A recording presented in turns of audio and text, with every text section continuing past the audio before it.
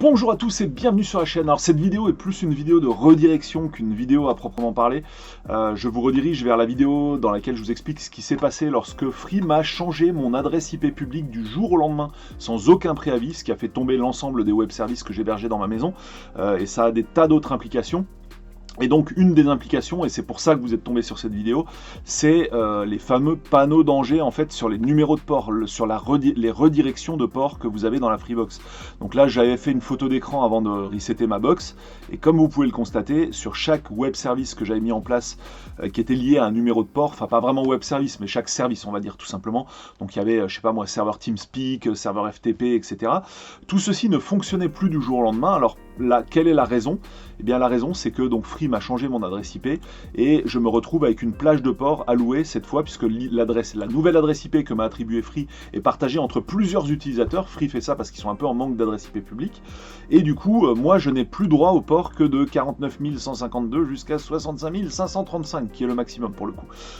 Et donc forcément tous ces web services, vous voyez, il y en a plus, enfin tous ces services pardon, il n'y en a plus aucun qui fonctionne parce qu'ils utilisaient tous un numéro de port qui était situé en dessous de 49 152 qui est mon minimum attribué à l'heure actuelle. Donc pour plus de précision, regardez cette vidéo que je vous mets hop en pastille dans le coin supérieur droit de la vidéo.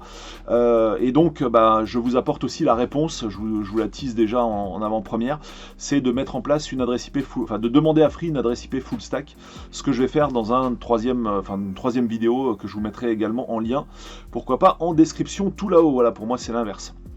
Donc voici cette vidéo de redirection qui vous redirige vers deux vidéos, à la fois celle qui vous explique comment mettre en place l'adresse IP full stack et l'autre vidéo qui explique toutes les implications qu'ont eu le changement d'adresse IP chez moi, qui est donc la tombée de toutes mes redirections de port, dont plus aucune ne fonctionne, et également l'arrêt du téléphone. En fait je ne pouvais plus émettre d'appel depuis chez moi, puisque pareil ça passe par un port qui m'était plus attribué, mais pourtant c'est bizarre, c'est un port sortant. Normalement je pensais que c'était plutôt les téléphones entrants qui ne marchaient plus, mais cela continuait à fonctionner. Donc je recevais toujours bien la pub téléphonique comme avant, mais par contre je ne pouvais plus passer d'appel.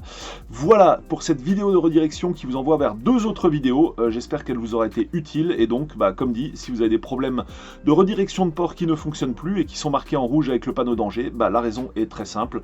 Allez voir dans l'état de la Freebox, vous verrez votre adresse IP publique n'est plus la même qu'avant.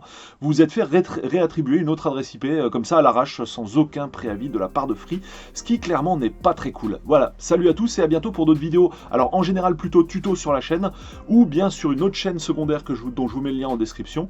Vous pouvez également accéder à mon contenu en matière de jeux vidéo rétro sur ma chaîne Retropolo. Salut à tous, j'espère que la vidéo vous a filé un bon petit coup de main et je vous dis à bientôt sur l'une de ces deux chaînes. Bye.